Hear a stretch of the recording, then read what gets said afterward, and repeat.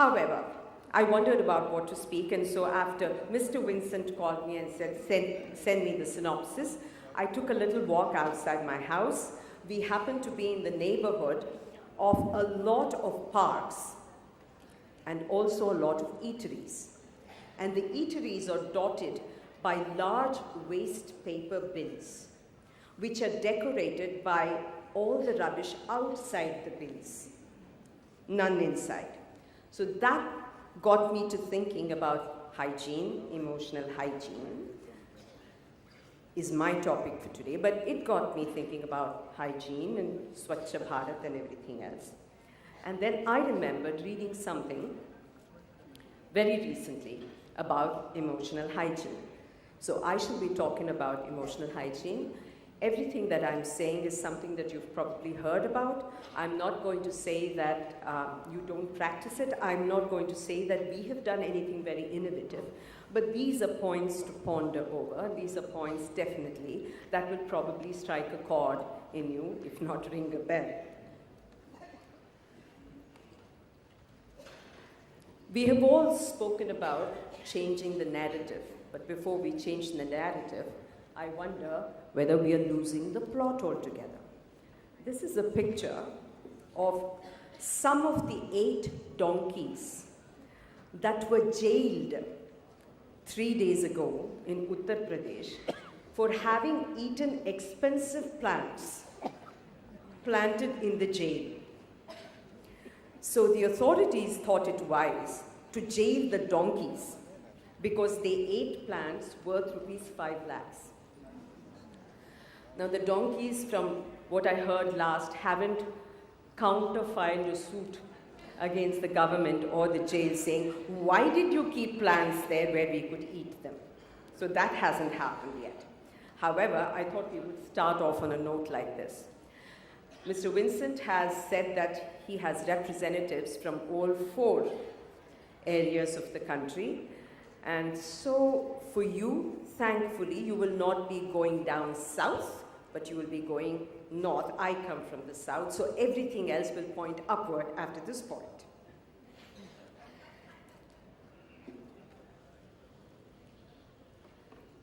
Has any one of you heard this phrase? All we need to know, we learned in. Can anybody finish that? Don't worry, I was just checking to see if you're still awake. But doesn't matter, I have my answer. This is the title of a very popular book. And the title is, All I Really Need to Know, I Learned in Kindergarten. This is a book by a gentleman called Robert Fulham. And he writes about how we come to the world with a knowledge that we already possess as universal consciousness. Everything we really need to know is something that we've imbibed either before or while we are still very young. And later on, what we do and what we learn is mere refinement of what we already know. Those of you who've read the Ecclesiastes will know that this is one of the most popular and widely read sources, especially for all Western authors and philosophers. And it goes on to say, the thing that hath been is that which shall be, and that which is done is that which shall be done. And there is no new thing under the sun. So nothing that I can say or anybody can say is not something that somebody has not already thought of or already done. In fact, the lady who spoke before me, Ms. Kumi, more or less said the same thing about how there is a universal consciousness and how all of us operate on that belief, that we are all mere extrapolations of that belief. The Upanishad says something very similar. The little space within the heart is as great as the vast universe. The heavens, the earth are there, the sun and the moon and the stars. Fire and lightning and winds are there, and all that now is and all that is not. So this is a belief that all of us can really aspire to a knowledge that is completely accessible to everybody at all times, and there is really nothing new left to learn except in the way that it is presented and that the way we assimilate it. Where have I seen your face before? Dr. Guy Winch, a very popular psychologist, author, and a keynote speaker. And this idea of emotional hygiene is something that I read after I listened to him speak and I read his books. Guy Winch talks about a couple of incidents which go on to his talking about and basically giving his exposition on what he believes is emotional hygiene. He is one of a set of twins. He has a brother, identical twin. And he talks about an incident where he's an Israeli by birth and nationality and moved into the US to New York. And we all know the kind of stereotypical attitudes people have towards foreigners in many parts of the world. And while he and his brother and a couple of other friends were driving one night in New York, they were stopped by the officials for whatever reason. Now, Guy was driving the car. I don't quite remember. Guy was either driving the car or he was on the seat next to the guy who was driving the car. His brother was at the back. So the driver talks to Guy in the front seat and then shines the torch on the guy in the back seat and looks at him and he says, "Where have I seen you before?" Where has he seen him before? He's a twin. Guy is sitting in the front seat and he sees his brother sitting in the back seat. And he says, "Where have I seen you before?" Not really accepting the answer that you actually saw me a second before in the front seat. We have prejudices.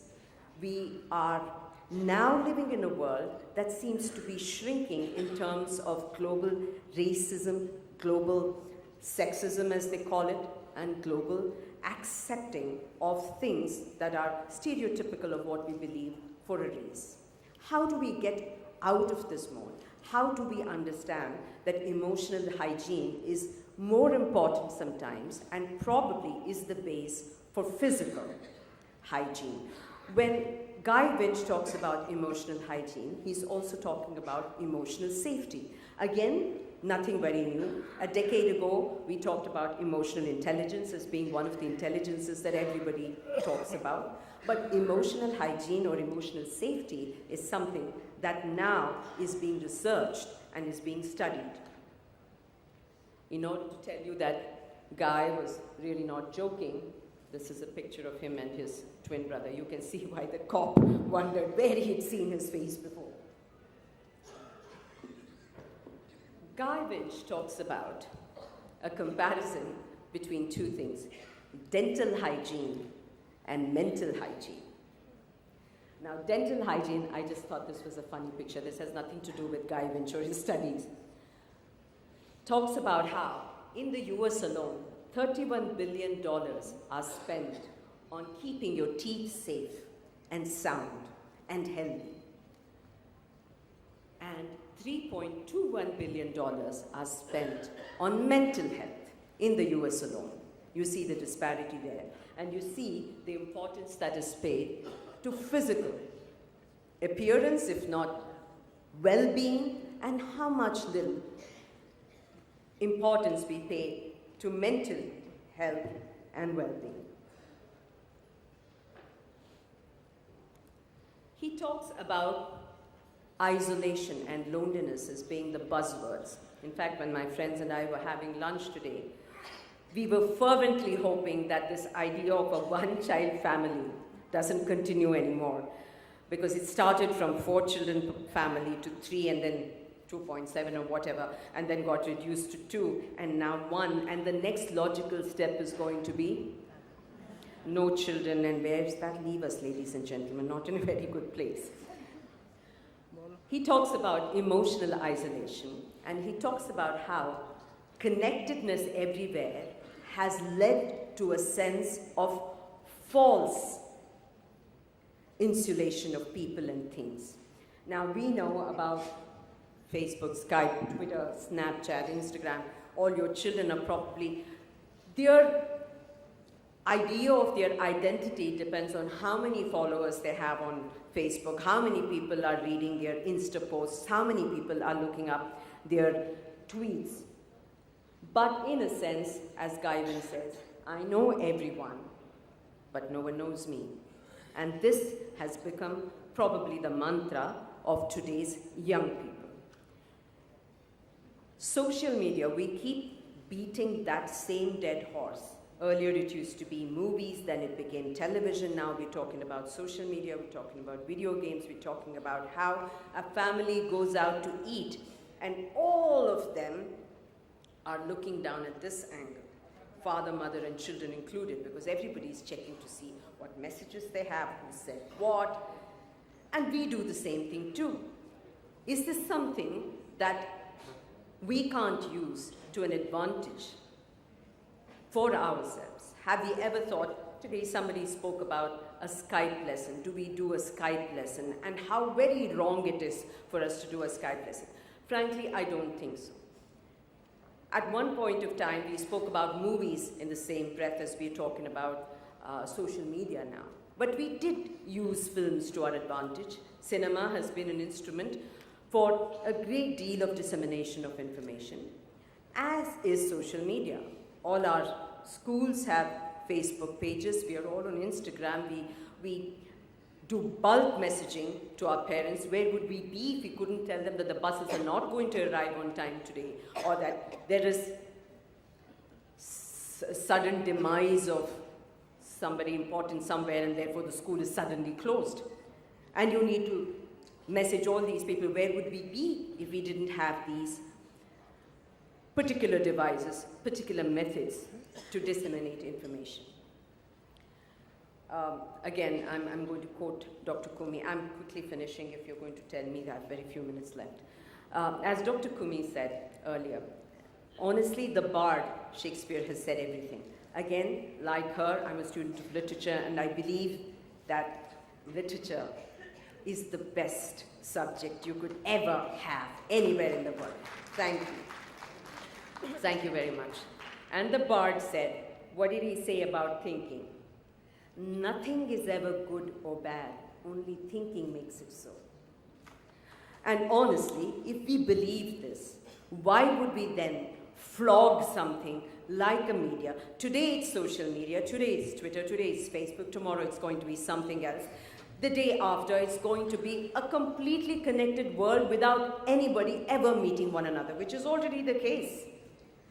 Sometimes, don't you call your family member on the phone to know if they're still at home? Because they're upstairs and you're downstairs and you're not sure if they've left and you have not gone out to see if their vehicle is there or not. So we already live in a world where we believe in this kind of connectedness. So why don't we use this method to our benefit? Just today, just before I spoke to you, I had a message from one of my coordinators, one of my headmistresses. In fact, a small change, Mr. Vincent. I got your name wrong in the beginning, and a small change about my title. I'm actually the director of the schools that I run. I say this because the principal of my school is sitting here somewhere. There she is. She is the principal of my ICSE school. So I'm actually the director. We have 4 schools, and the CBSE and the state and the ICSE and the junior college all have their individual principals. But anyway, I'm talking about principles as in the principles that we believe in. So that's a whole different thing. Guy Winch talks about how you can pay attention to a whole lot of things that actually need to be paid attention to. I'm just getting this, having spoken about devices, this particular device is failing me, so I will just run you through these points. He talks about paying attention to emotional pain. He relates this again to that metaphor about dental hygiene and emotional hygiene. When you're in pain, when you're in physical pain, you don't ignore it. When you're in emotional pain, why is it considered weak sometimes? Why is it considered to be a little wimpy, as the kids put it? To let people know that you hurt. And that you hurt in various ways. And that you hurt in different ways. It's that same idea of what's food for one person is poison for somebody else. So what may be something that hurts me may not necessarily be something that ails you or causes any degree of discomfort to you. But all the same, it needs to be addressed. And we need to let our children know. from way back when they're 2.5, 3.5, whichever age it is that you take them in, that they need to let everybody know when they're in pain. Children tend to do that. They'll bawl endlessly. Have you never sat in a movie theater and cursed those young parents who brought their children into the theater because they wanted to see the movie but they didn't know where to leave their children? And the kid goes mad because it's 2.5-hour movies with 18 songs. And what do but bawl? But still, a child is letting you know that he or she is in emotional pain. As they grow older, we have somehow thought it best to tell them, that's okay, everybody faces it, don't be a baby, why do you have to cry? Winch says that this leads to what later on becomes repression and later on becomes isolation, and nowadays has morphed into manifesting itself in various ways, like violence. And violence is not just a weapon or an arm used against others, not just writing terrible things about society or others, but also violence towards oneself. And that is the violence that we fear most. He talks about stopping emotional bleeding. And emotional bleeding becomes again relevant because when you reveal what is hurting you, you must be in a position as an educator to know how to address that particular bleeding. You let a child bleed and bleed and bleed and don't do anything about addressing the problem. You're going to be left with an hemorrhaging of emotional bleeding. So you need to know how to address that particular pain. One of the most populated rooms in my school is the counselor's room, and maybe as it is in many other schools too. We have different kinds of counselors now, and sometimes it becomes very important that the counselor understands that we understand that the child needs just to be heard. Sometimes a child may not even want a fix-it, a solution, a band-aid solution, but just may want to be heard. Children are outside the home from 5 in the morning till about 8 in the evening, various coaching classes, and everything from Shakespeare to Bruce Lee and everything that has thwarted the father's ambitions in his life or the mother's ambition in her life, the child has to fulfill. He has to sing well, she has to dance well, to do karate, he's got to do, what's that other thing? Abacus, Vedic mathematics if you please, has to swim well. The helicopter parenting continues. Again, not bashing the parents. Just saying that sometimes one needs to address the pain, not just of the children, but of the parents too. And this is why the stop emotional bleeding becomes important, because you know when to say, now it's enough. Now we will need to see that we take this further in a different possible direction. Maybe you need to get help from a psychologist, a psychiatrist, but we need to address it. And no longer are the words counseling and psychologist and psychiatrist dirty words as they used to be before. It doesn't mean that you have come unstrung. It just means that you have a pain. And just like you would go to a particular doctor to address a particular pain, you do the same here. Protect your self-esteem. We all know that it's very important. The other day, when I was coming to the airport, I took this cab, and my driver was telling me that, Madam, and I'm going to say it in the local language because it loses something in the translation, but I will translate it. We were speaking Kannada, I come from Bangalore. So he says, Madam, everybody calls me driver so-and-so, but madam, I was not born a driver, he says. He says, I was not born a driver. This is just a profession that I have taken. And that becomes very, very important for us all to understand that self-esteem is something that exists in all of us. Battle negative thinking and be aware of the impact of psychological wounds. It doesn't just hurt you, but it hurts everybody around you. Things that we can do. You can always pick out a lonely child. You know one when you see one. I was one growing up, so I can see that you can be battered by loneliness, and sometimes people don't understand it. How to react to failure. Failure is just a name that we gave to an incident. It need not be something that defines your life. Learn to manage rejection, and we are talking about a 9th grader who came to us and told us that, ma'am, I did not say anything bad to this girl, but she has never forgotten that she was my girlfriend in grade 6. Grade 6. So, rejection is something that children handle in various ways at different ages, and we need to also know that they need to know that we support them. Stop ruminating. Ruminating is endless. Why me? What did I do to deserve this? Endless.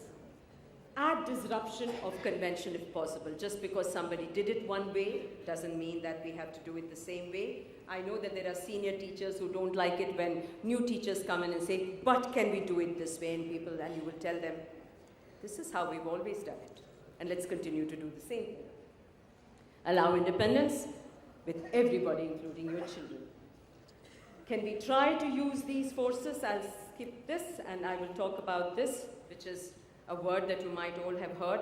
I'm taking 1 minute more. Ubuntu. Ubuntu is an African word, and it means that if I am, so are all of us. A very, very short story about this. An archaeologist decided to experiment on a group of African children, really young children, told them that there was a basket of fruit 100 meters away, and whoever ran first and picked the fruit would get perhaps a whole basket to eat the fruit. Whoever ran first and reached the basket of fruit first would get the whole basket of fruits. And he said, I'll turn away for a couple of seconds and then turn around back, so even if you're cheating, that's okay. When he turned around, he found that all these children held hands and they all ran together towards the basket of fruit, because they said, how are we going to enjoy it if just one needs it? And that's the idea of Ubuntu, and that's what we need to probably promote in our schools. The best teachers are these teachers. I don't know if you've heard of them. This gentleman is from Uttar Pradesh, I think. He's called the Cycle Guruji. He takes his school on his cycle to various places and teaches children. A gentleman in Kerala who swims to school every day, his school where he teaches, because that's the only way he can reach his school. And this gentleman became a headmaster when he was 10 years old. He became a headmaster because there was nobody else in his school, and he thought he should be the one who teaches them.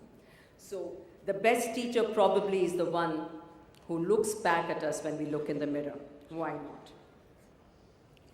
Elizabeth Barrett Browning, that wonderful lady whom our friend Dr. Kumi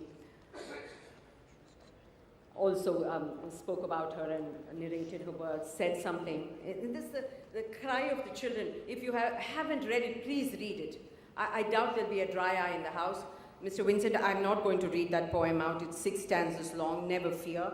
But it ends this way. But the child saw being cursed. But the child saw cursed deeper in the silence than an angry man in his wrath. A child crying alone in silence hurts more than an angry man screaming at you in his wrath, in his anger. And we don't ever want to do that. Our one mantra in school is, put whatever problem it is to bed before the child goes home. Don't let that rancor, don't let that fester in the child's mind, even with us. So let's see if that can be sorted. Let peace be made before the child goes home. And finally, our good philosopher Plato, who said, the dream begins with a teacher who believes in you, who tugs and pushes and leads you to the next plateau, sometimes poking you with a sharp stick called truth. Thank you very much. Have a great day.